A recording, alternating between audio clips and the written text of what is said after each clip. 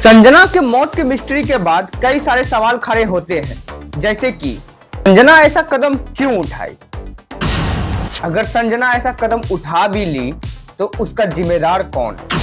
PEU या फिर GEC Lakhisarai? Sanjana के ऐसा कदम उठाने से कई सारे सवाल खड़े होते हैं।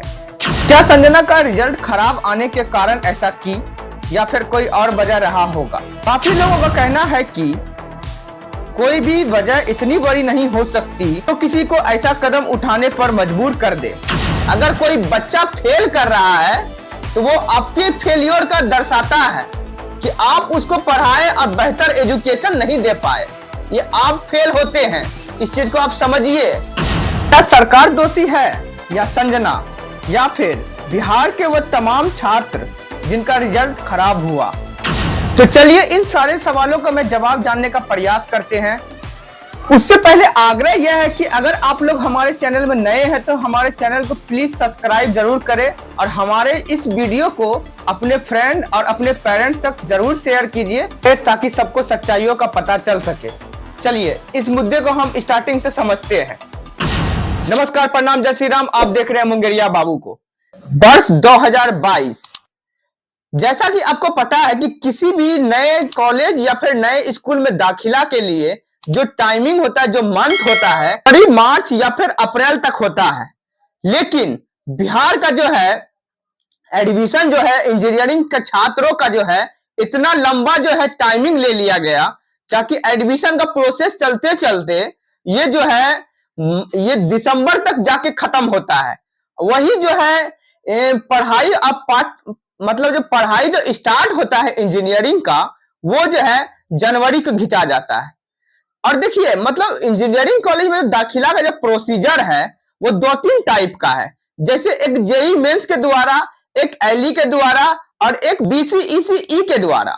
तो देखिए जो जेई मेंस से गया वो पहले आगे एडमिशन हो गया उनका, जो एलई से आया उसके बाद उसका एडमिशन हो गया, और उसके बाद जो सबसे लास्ट होता है BCECE वो सबसे लास्ट में उसका एडमिशन होता है। उसमें भी जो है काउंसलिंग का 3-4 प्रक्रिया होता है। जैसे कि फर्स्ट राउंड होता है, सेकेंड राउंड, थर्ड राउंड, फिर मॉपअप राउंड तक चला जाता है। उनके वजह से काफी डिले हो जाता है। एडमिशन प्रोसीजर ये है बिहार का। तो जैसा कि आपको पता है जो फर्स्ट टाइम जो एडमिशन लिया जेई मेंस का स्टूडेंट, उसका जो मतलब रेगुलर मतलब टाइमली जो है मतलब एडमिशन जैसे दिसंबर में होता है तो दिसंबर में उसका पढ़ाई स्टार्ट हो जाता है। लेकिन जो सबसे लास्ट में जो एडमिशन लिया BCECE के द्वारा जो आया वो बच्चा जो मॉपअप के जरिए आया वो सबसे लास्ट में जो आया, अब उसके बाद आपको पता है वो कितना कम से कम 2 मंथ तो पीछे चला गया। उसका जो अगर कोई भी कॉलेज आप जाते हैं, कोई भी क्लास करते हैं तो पहले जो चैप्टर होता है वो स्टार्टिंग होता है बेसिक क्लास से। तो बेसिक क्लास से तो वो स्टूडेंट जो छात्र जो है वंचित रह गया बेसिक क्लास से, तो उसको तो कहां समझ में आएगा। अगर आप टीचर से इस मामले में अगर बात करते हैं तो टीचर का कहना यह होता है कि आप आसपास के लोगों से उसका नोट्स लेके उतार लीजिए, कॉपी कर लीजिए और उसके बाद उसको समझिए। क्या टीचर का फर्ज नहीं बनता है कि बच्चों जो पीछे रह गया है उसको आगे हम लाए, उस बच्चों का हम जो है सबको साथ में लाए? ऐसा करने का क्या अधिकार नहीं है टीचरों का? ये चीज आपको समझना होगा कि यहां गलतियां किसका है। तो आइए मैं आपको बताता हूं यहां गलतियां किसका है। जैसा कि आपको पता है कि 2022 में मुंगेर इंजीनियरिंग कॉलेज और लखीसराय इंजीनियरिंग कॉलेज और काफी तमाम कॉलेज है जिसको अपना एक स्वरूप मिला, अपना एक कॉलेज मिला, अपना सब कुछ मिला। तो अगर न्यू सारा चीज रहता है तो आपको भी पता है कि वो पर्याप्त मात्रा में कुछ भी नहीं होता है। ना आपको जो है लाइब्रेरी में पर्याप्त मात्रा में पुस्तक होगा। मुझे तमाम छात्रों से बात करने के बाद मुझे पता चला था कि कॉलेज में जो सेशन जो स्टार्ट हुआ था 22 से 26 वाला, जो मतलब फर्स्ट सेमेस्टर का जो एग्जाम हुआ, इतना गंदा एग्जाम, मतलब जो है छात्रों का कहना है कि भैया आउट ऑफ सिलेबस क्वेश्चन पूछा गया था। अगर आउट ऑफ सिलेबस क्वेश्चन नहीं भी है तो हम ये सारा क्वेश्चन जो है सॉल्व नहीं किए थे। तो ऐसा क्यों? ऐसा क्यों? अगर जो है क्वेश्चन आपको अटपटंगा लग रहा है तो ऐसा क्यों? क्या छात्र इस मैटर में दोषी है या फिर टीचर? तो हम आपको बताना चाहेंगे कि 2022 में जो फर्स्ट सेमेस्टर का जो एग्जाम होता है उसमें क्वेश्चन ऐसा ऐसा पूछा गया जो बच्चा कभी वो क्वेश्चन देखा तक नहीं था। ऐसा क्यों हुआ है पता है आपको? क्योंकि टीचर के द्वारा सिलेबस कंप्लीट नहीं कराया गया था। टीचर के द्वारा वो रिवाइज नहीं करवाया गया था। बस मतलब सेशन पीछे ना हो जाए उसके अकॉर्डिंग आप जो है सिलेबस को जो है फटाक से भगाते हैं और जो एग्जाम कंडक्ट करवाते हैं, तो रिजल्ट आपको क्या मिलेगा? एग्जाम बच्चा अच्छे से कहां से दे पाएंगे? ये आप लोग तय कीजिए। हमारे वीडियो को देख रहे हैं, अगर किसी छात्र के आप पेरेंट्स है या फिर आप छात्र है या फिर आप छात्र का गार्जियन है, तो आप इस चीज को समझिए जरा कि गलती यहां किसका है। क्या स्टूडेंट का गलती है या उन टीचर का गलती है? और मैं आपको बताना चाहूंगा कि 2022 में लाइब्रेरी जो था, लाइब्रेरी में पुस्तक तक नहीं था।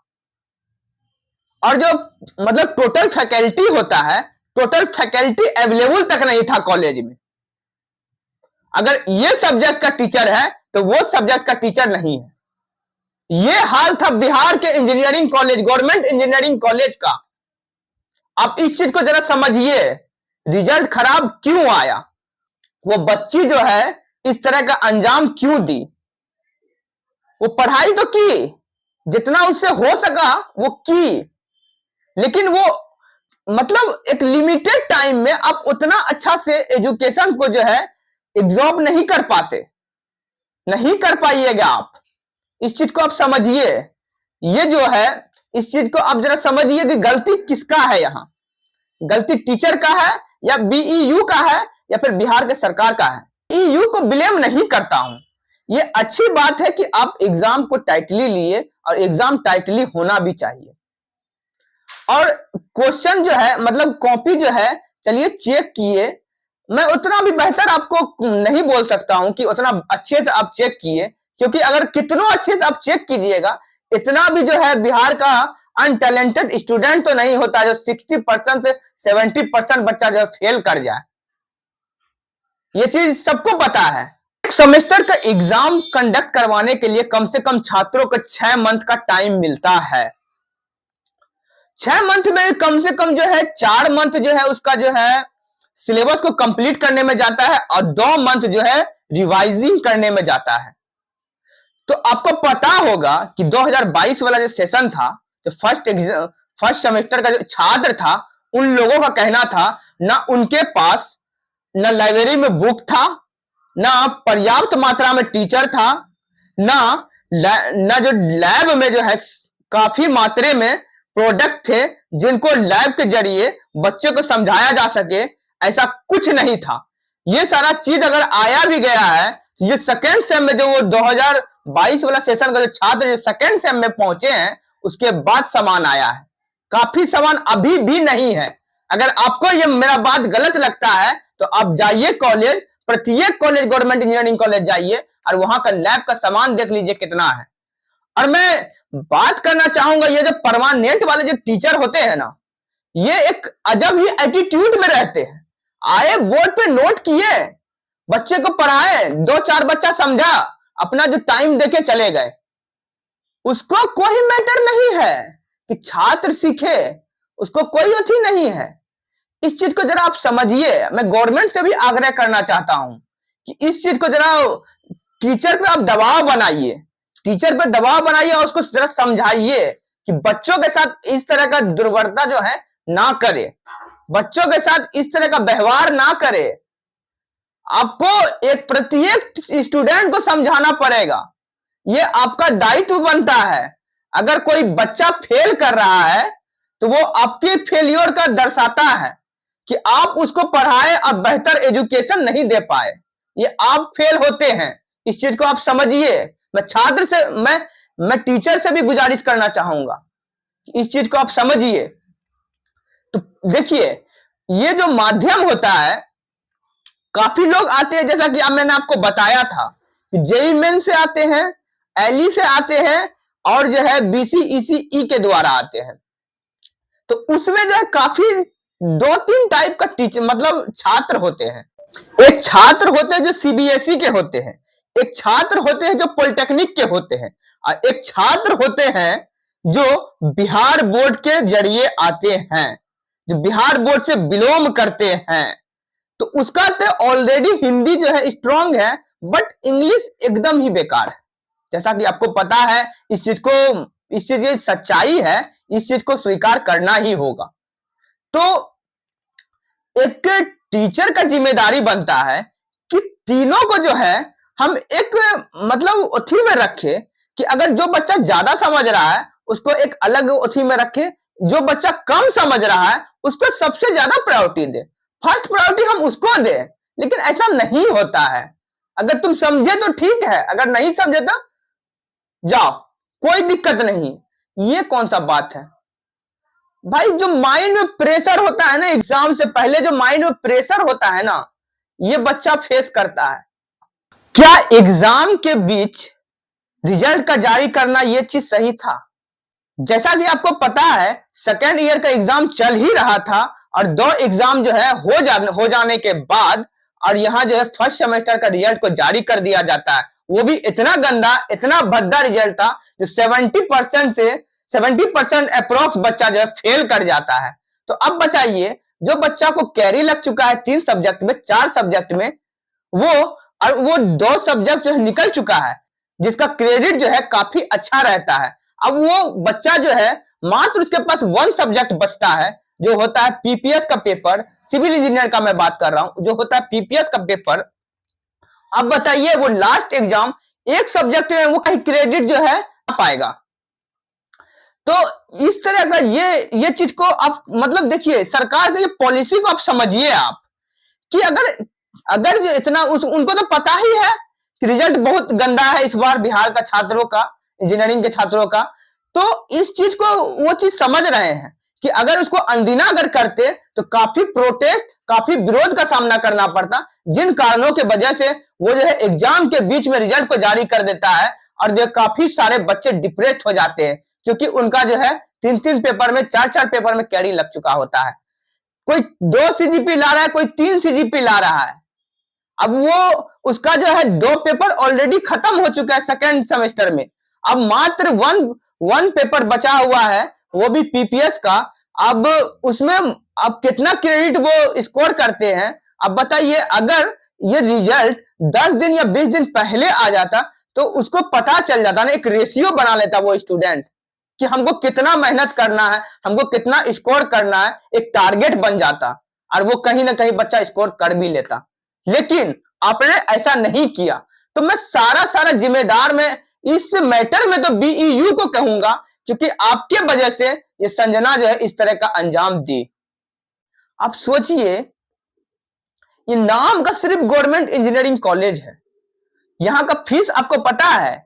जरा एक बच्चे से पूछिए, एग्जाम फी 4-4 हजार तक जो है एग्जाम फी होता है।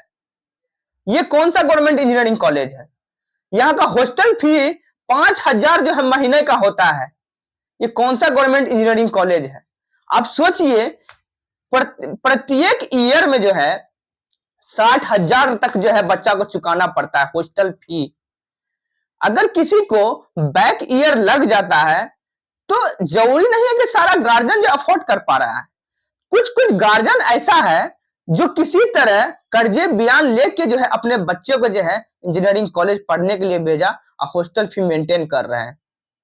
तो आप सोचिए, आप इस तरह का रिजल्ट देते हैं, आप इस तरह का एजुकेशन देते हैं, उसके बाद जो छात्र जो है स्कोर नहीं कर पा रहे हैं, तो आप सिर्फ ब्लेम, टोटली ब्लेम स्टूडेंट पे डाल रहे हैं। ये कहां का जायज है? ये कहां का इंसाफ है? अगर आप हॉस्टल फी माफ कर देते हैं ना, तो एक 1 ईयर क्या बैक होता है, 2 ईयर 3 ईयर जो भी बैक लग जाए बच्चा को कोई फर्क नहीं पड़ेगा। लेकिन यहाँ जो है फाइनेंशियल जो स्थिति होता है ना, काफी लोगों का मजबूत नहीं होता है, जिनके वजह से ये जो बच्चियां इस तरह का अंजाम दे रही है। आप समझिए इस चीज को, क्यों ऐसा वो कदम उठाई। ये चीज करना कोई बच्चों का खेल नहीं है, ये बहुत हिम्मत की बात है। इस चीज को आप समझिए, ऐसा नहीं करना चाहिए। ऐसा भेदभाव आप छात्र के साथ मत कीजिए। मैं आप टीचर, तमाम टीचर से आग्रह करना चाहता हूं कि इस तरह का भेदभाव आप मत कीजिए। अगर जो बच्चा कमजोर है उस पर थोड़ा एक्स्ट्रा क्लास दीजिए, उसको थोड़ा कोऑपरेट कीजिए, कि ताकि जो तीनों टाइप का जो टीचर, तीनों टाइप का जो स्टूडेंट बताया आपको, वो सारे स्टूडेंट जो इक्वल हो सके। तभी आप जो है अपने कॉलेज का एक अच्छा इमेज क्रिएट कर सकते हैं। तभी आपका जो प्रत्येक छात्र जो है अच्छा स्कोर कर सकते हैं, अच्छा रिजल्ट ला सकते हैं। इस तरह प्रेशर बनाने से कुछ नहीं होगा, इस चीज को आप समझिए। इस तरह के अगर प्रेशर बनाइएगा तो ये संजना जैसा जो है और भी आपको स्टूडेंट देखने को मिल जाएगा। इस चीज को आप लोग बंद कर दीजिए तो अच्छा होगा। अगर मेरा वीडियो आप लोगों को अच्छा लगा तो कमेंट सेक्शन में आके जरूर बताइएगा कि यहां गलतियां किसका था, बीईयू का था या फिर जीईसी लखीसराय का था या फिर ये टीचर का था।